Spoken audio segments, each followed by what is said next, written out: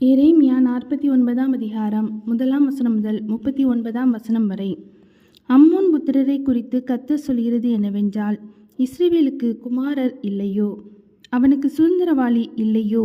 அவர்கள் ராஜா காத் தேசத்தை சுதந்திரித்து கொண்டு அதின் ஜனம் இவன் பட்டணங்களில் குடியிருப்பானேன். ஆகையால் இதோ நாட்கள் வருமென்று கர்த்தர் சொல்கிறார். அப்பொழுது அம்மோன் புத்திரரின் பட்டணமாகிய ரப்பாவிலே யுத்தத்தின் ஆர்ப்பரிப்பை கேட்க பண்ணுவேன். அது பாழான மண்மேடாகும். அதற்கடுத்த ஊர்களும் அக்கினியால் சுட்டெரிக்கப்படும். ஆனாலும் இஸ்ரவேல் தன் தேசத்தை சுதந்திரித்து கொண்டவர்களின் தேசத்தை சுதந்திரித்து கொள்ளும் என்று கர்த்தர் சொல்கிறார். எஸ்போனே அலறு, ஆயி பாழாக்கப்பட்டது. ரப்பாவின் குமார்த்திகளை ஓலமிடுங்கள். இரட்டை உடுத்தி கொண்டு புலம்பி வேலிகளில் சுற்றித் திரியுங்கள். அவர்கள் ராஜா அதன் ஆசாரியர்களோடும் அதன் பிரபுக்களோடும் கூட சிறைப்பட்டு போவான். எனக்கு விரோதமாய் வருகிறவன் யார் என்று சொல்லி, உன் செல்வத்தை நம்பின சீர்கெட்ட குமாரத்தியே, நீ பள்ளத்தாக்குகளை பற்றி பெருமை பாராட்டுவானே. உன் பள்ளத்தாக்கு கரைந்து போகிறது. இதோ உன் சுற்றுப்புறத்தார் எல்லாராலும் உன்மேல் தீயிலை வரப்பண்ணுவேன் என்று சேனைகளின் கர்த்தராகிய ஆண்டவர் சொல்கிறார். நீங்கள் அவரவர் தம் தம் முன் இருக்கும் வழியே ஓட துரத்தப்படுவீர்கள். வலசை வாங்கி ஓடுகிறவர்களை சேர்ப்பார் ஒருவரும் இல்லை. அதற்கு பின்பு அம்மோன் புத்திரருடைய சிறையிருப்பை திருப்புவேன் என்று கர்த்தர் சொல்கிறார். ஏதோமை குறித்து சேனைகளின் கர்த்தர் சொல்கிறது என்னவென்றால், தேமானிலே இனி ஞானமில்லையோ, ஆலோசனை விவேகிகளை விட்டு அழிந்ததோ, அவர்களுடைய ஞானம் கெட்டு போயிற்றோ. தேதானின் குடிகளே, ஓடுங்கள், முதுகை காட்டுங்கள், பள்ளங்களில் பதுங்குங்கள். ஏசாவை விசாரிக்கும் காலத்தில் அவன் ஆபத்தை அவன் மேல் வர பண்ணுவேன். திராட்சைப்பழங்களை அழிக்கிறவர்கள் உன்னிடத்திலே வந்தார்களாகில் பின் பறிக்கிறதற்கு கொஞ்சம் வையார்களோ.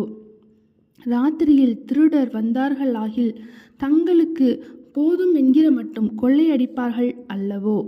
நானோ ஏசாவை வெறுமையாக்கி அவன் ஒளித்து கொள்ளக்கூடாதபடிக்கு அவனுடைய மறைவிடங்களை வெளிப்படுத்தி போடுவேன். அவனுடைய சந்ததியாரும் அவனுடைய சகோதரரும் அவனுடைய அயலாரும் அழிக்கப்படுவார்கள். அவன் இனி இரான். திக்கற்றவர்களாய் போகும் உன் பிள்ளைகளை ஒப்புவி. நான் அவர்களை உயிரோடே காப்பாற்றுவேன்.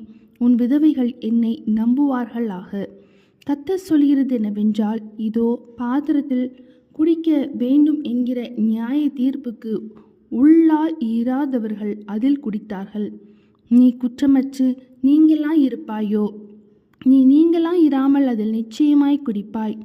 போஸ்ரா பாழும் நிந்தையும் அவாந்தரமும் சாபமாக இருக்குமென்றும் அதன் பட்டணங்கள் எல்லாம் நித்திய வனாந்தரங்களாய் இருக்குமென்றும் எண்ணிக்கொண்டு ஆணையிட்டேன் என்று கர்த்தர் சொல்கிறார். நீங்கள் கூடிக்கொண்டு அதற்கு விரோதமாக வந்து யுத்தம் பண்ணுகிறதற்கு எழும்புங்கள் என்று சொல்ல, ஜாதிகளுக்கு ஸ்தானாதிபதியை அனுப்புகிற செய்தியை கர்த்தரிடத்திலே கேள்விப்பட்டேன். இதோ உன்னை ஜாதிகளுக்குள்ளே சிறியதும் மனுஷருக்குள்ளே அசட்டை பண்ணப்பட்டதுமாக்குகிறேன் என்கிறார். கண்மலை வெடுப்புகளில் வாசம் பண்ணி மேடுகளின் உச்சியை பிடித்திருக்கிறவனே, இந்நாள் உன் பயங்கரமும் உன் இருதயத்தின் அகந்தையும் உன்னை மோசம் போக்கிற்று. நீ கழுகை போல் உயரத்தில் உன் கூட்டை கட்டினாலும் அங்கே இருந்து உன்னை விழப்பண்ணுவேன் என்று கர்த்தர் சொல்கிறார். அப்படியே ஏதோம் பாழாகும். அதை கடந்து போகிறவன் எவனும் அதன் எல்லா வாதைகளின் நிமித்தமும் பிரமித்து ஈசல் போடுவான். சோதோமும் கொமோராவும் அவைகளின் சுற்றுப்புறங்களும் கவிழ்க்கப்பட்டது போல இதுவும் கவிழ்க்கப்படும் என்று கர்த்தர் சொல்கிறார். அங்கே ஒருவனும் குடியிருப்பதில்லை, அதில் ஒரு மனுபுத்திரனும் தங்குவதில்லை. இதோ புரண்டு ஓடுகிற யோர்தானிடத்திலிருந்து சிங்கம் வருவது போல் பலவானுடைய தாபரத்துக்கு விரோதமாக வருகிறது. அவனை சடிதியிலே அங்கே இருந்து ஓடி வர பண்ணுவேன். நான் அதற்கு விரோதமாய் கட்டளையிட்டு அனுப்ப தெரிந்து கொள்ளப்பட்டவன் யார்? எனக்கு சமானமானவன் யார்? எனக்கு மட்டு கட்டுகிறவன் யார்? எனக்கு முன்பாக நிலை நிற்கப் போகிற மேய்ப்பன் யார்? ஆகையால் கர்த்தர் ஏதோமுக்கு விரோதமாக யோசித்த ஆலோசனையையும் அவர் தேமானின் குடிகளுக்கு விரோதமாக நினைத்திருக்கிற நினைவுகளையும் கேளுங்கள். மந்தையில் சிறியவர்கள் மெய்யாகவே அவர்களை பிடித்தெழுப்பார்கள். அவர்கள் இருக்கிற தாபரங்களை அவர் மெய்யாகவே பாழாக்குவார். அவைகளுக்குள் இடிந்து விழும் சத்தத்தினாலே பூமி அதிரும். கூக்குரலின் சத்தம் சிவந்த சமுத்திரம் மட்டும் கேட்கப்படும். இதோ ஒருவன் கழுகை போல எழும்பி பறந்து வந்து தன் சட்டைகளை போஸ்ராவின் மேல் விரிப்பான். அந்நாளிலே ஏதோமுடைய பராக்கிரமசாலிகளின் இருதயம் பிரசவ வேதனைப்படுகிற ஸ்திரீயின் இருதயம் போல இருக்கும் என்கிறார். தமஸ்குவை குறித்து சொல்வது ஆமாத்தும் அர்பாத்தும் கலங்குகிறது. பொல்லாத செய்தி அவர்கள் கேட்டபடியினால் கரைந்து போகிறார்கள். சமுத்திர தோரமாய் சஞ்சலம் உண்டு, அதற்கு அமைதல் இல்லை. தமஸ்கு தளர்ந்து போம், புறங்காட்டி ஓடிப்போம். திகில் அதை பிடித்தது. பிரசவ ஸ்திரீயை போல இடுக்கமும் வேதனைகளும் அதை பிடித்தது.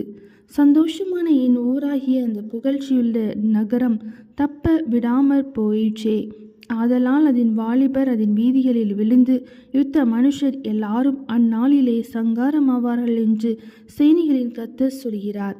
தமஸ்குவின் மதில்களில் தீ கொளுத்துவேன், அது பெனாதாத்தின் அரண்மனைகளை பட்சிக்கும் என்கிறார். பாபிலோன் ராஜாவாகிய நேபுகாத் நேச்சார் முறியடிக்கும் கேதாரையும் காத்சோருடைய ராஜ்யங்களையும் குறித்து கர்த்தர் சொல்கிறது என்னவென்றால், எழுப்பி கேதாருக்கு விரோதமாக போய் கீழ்த்திசை புத்திரரை பாழாக்குங்கள்.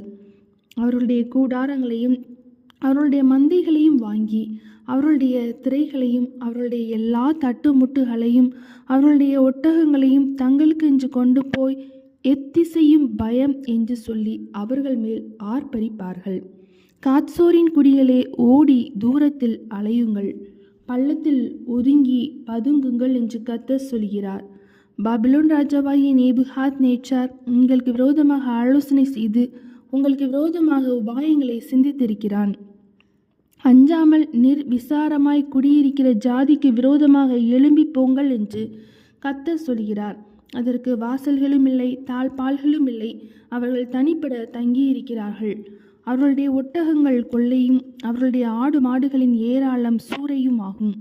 நான் அவர்களை சகல திசைகளுமான கடையாந்திர மூலைகளில் இருக்கிறவர்களிடத்திற்கு சிதறடித்து விட்டு அதனுடைய சகல பக்கங்களிலும் இருந்து அவர்களுக்கு ஆபத்தை வரப்பண்ணுவேன் என்று கர்த்தர் சொல்கிறார். ஆத்சோர் வலு சர்ப்பங்களின் தாபரமாகி எஞ்செஞ்சைக்கும் பாழாய் கிடக்கும். ஒருவனும் அங்கே குடியிருப்பதில்லை, ஒரு மனுபுத்திரனும் அதிலே தங்குவதுமில்லை என்கிறார். யூதா ராஜாவாகிய சிதேக்கியாவினுடைய ராஜ்யபாரத்தின் துவக்குதலே ஏலாமுக்கு விரோதமாக எரேமியா எனும் தீர்க்கதரிசிக்கு உண்டான கர்த்தருடைய வசனம். சேனைகளின் கர்த்தர் சொல்கிறது என்னவென்றால், இதோ நான் ஏலாமின் வில்லென்னும் அவர்களுடைய பிரதான வல்லமையை முறித்து போட்டு வானத்தின் 4 திசைகளிலும் இருந்து 4 காற்றுகளை ஏலாமின் மேல் வர பண்ணி அவர்களை இந்த எல்லா திசைகளிலும் சிதறடிப்பேன். ஏலாம் தேசத்திலிருந்து துரத்துண்டவர்கள் சகல ஜாதிகளிலும் சிதறப்படுவார்கள். நான் ஏலாமியரை அவர்கள் சத்துருக்களுக்கு முன்பாகவும் அவர்கள் பிராணனை வாங்க தேடுகிறவர்களுக்கு முன்பாகவும் கலங்க பண்ணி என் கோபத்தின் உக்கிரமாகிய தீங்கை அவர்கள் மேல் வர பண்ணுவேன் என்று கர்த்தர் சொல்கிறார். நான் அவர்களை நிர்மூலமாக்க மட்டும் பட்டயத்தை அவர்களுக்கு பின்னாக அனுப்பி என் சிங்காசனத்தை ஏலாமிலே வைத்து அங்கே இருந்த ராஜாவையும் பிரபுக்களையும் அழித்து போடுவேன் என்று கர்த்தர் சொல்கிறார். ஆனாலும் கடைசி நாட்களிலே நான் ஏலாமின் சிறையிருப்பை திருப்புவேன் என்று கர்த்தர் சொல்கிறார்.